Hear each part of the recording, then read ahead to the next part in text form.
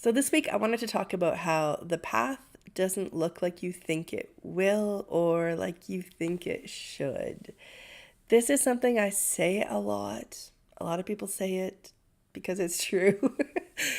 But it's the place where we still all trip up all the time, myself included.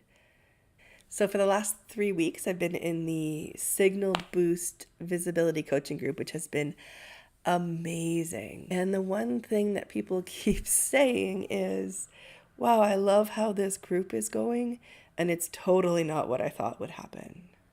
I just want to shine a light on it. I think that that little idea that we somehow know how something should be, that idea holds us back.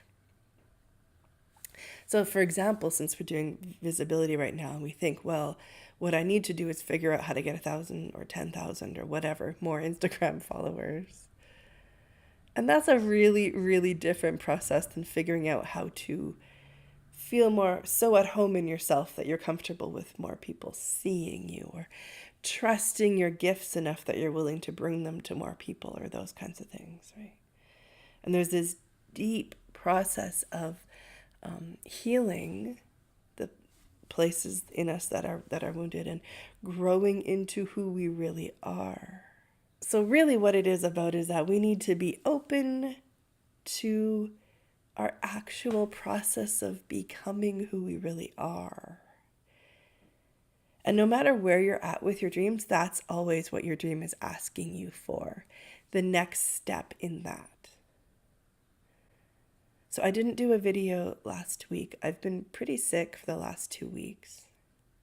What my dream needed me to do was rest. This morning I woke up feeling great, and I went out for coffee with my journal, and I was so happy to be writing, and I was just kind of processing everything that had happened. And as I was journaling and processing it all, I saw rest supports receptivity.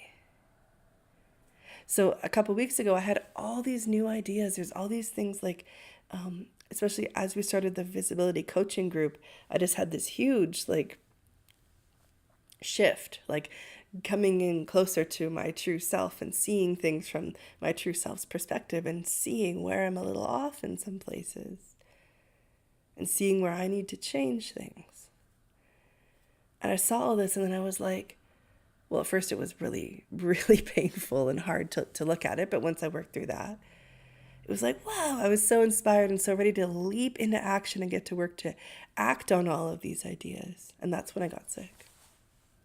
And now I see, having that period of rest, I am now working on these ideas from a calmer space and from a more receptive space, which means I feel more open.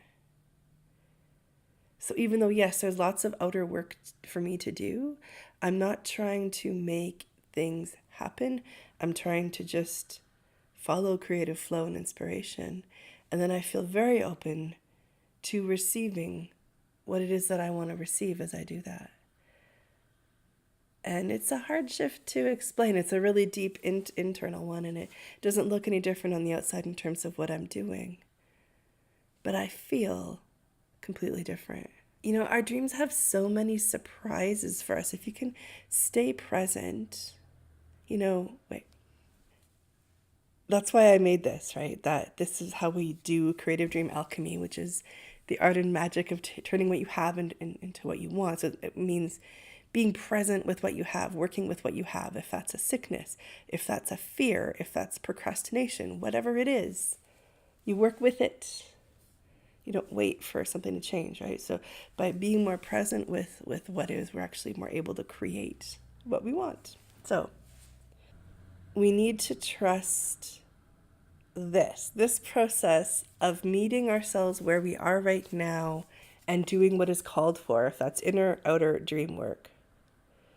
And usually what is called for in the moment is really different from what we think we should be doing to make our dream real.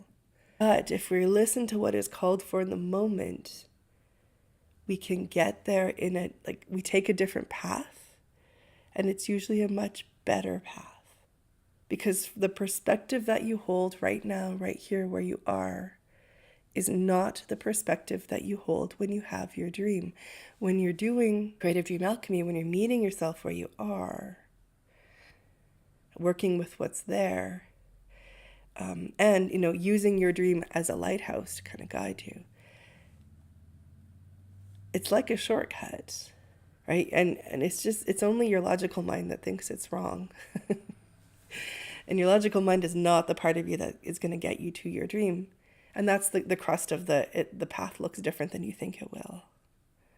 The crux, did I say crust? But our dreams will always surprise us. So how can you let your dream surprise you this week and really just pay attention to what's needed right now and trust that that is how you move forward, instead of doing the thing that your head is telling you should be doing?